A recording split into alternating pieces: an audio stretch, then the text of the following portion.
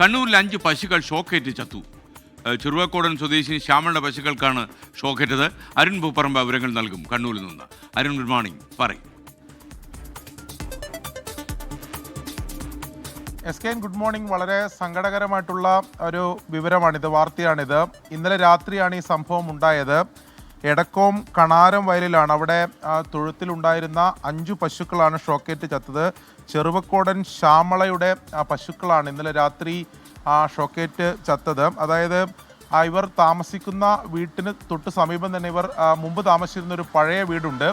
ആ പഴയ വീട്ടിലെ സ്വിച്ച് ബോർഡിൽ നിന്നാണ് ഈ തൊഴുത്തിലേക്കുള്ള വൈദ്യുതി എടുക്കുന്നത്. ആ കേബിൾ ഉപയോഗിച്ച് കേബിളിട്ട് സ്വിച്ച് ബോർഡിൽ നിന്ന് ഡയറക്റ്റ് ഈ വൈദ്യുതി എടുക്കുന്ന രീതിയാണ്.